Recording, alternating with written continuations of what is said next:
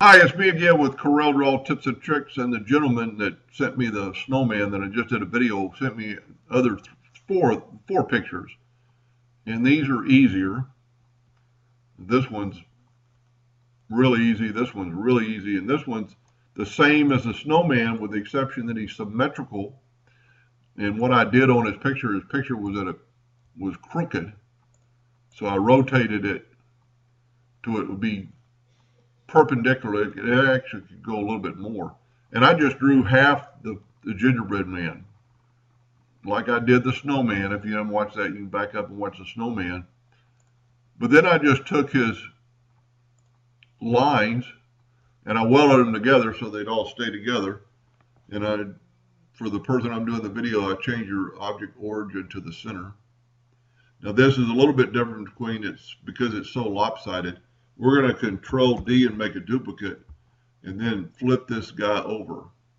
And he's going to be off because the head is so much further. But you could actually take that node right there and bring him in. Now he's a little bit not symmetrical because of the photo, but that can easily be fixed.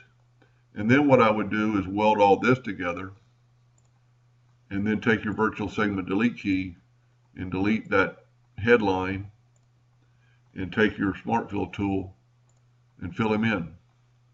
And you could play with this more.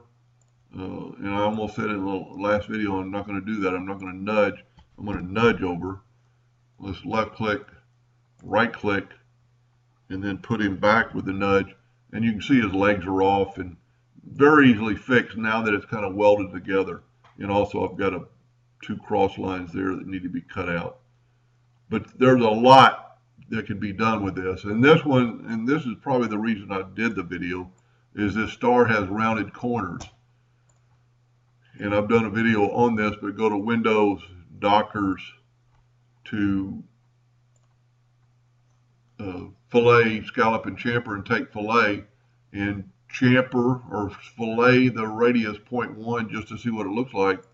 And it gives you a preview in the window when you do this. Well, at least it went away, but it was. See, the blue is what it's going to look like. That's good enough. There's your new ornament.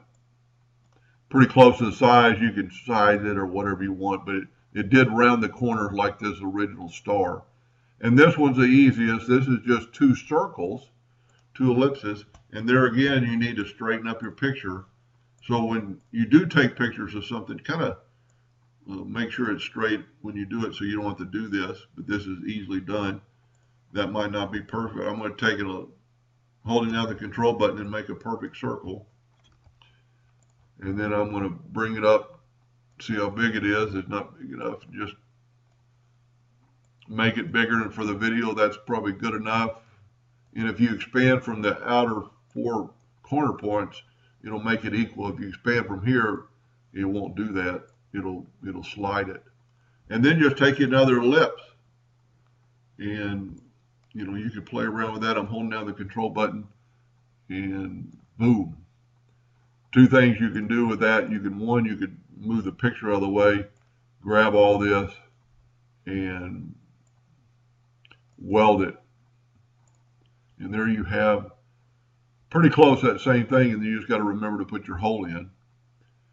And we're pretty close to center, so to put a hole in something like that, depending on what size you're going to do, I would grab them both and go C, put it in the center, and then T, put it in the top, and then just move your nudge distance to like 1/4 of an inch to make sure it's good and safe in there. And that's about what they did. And then you could change that factor. The same thing on the sun or on the star and the gingerbread man. Just do that same kind of hole. Anyway, I hope that helped a little bit. Thank you for watching.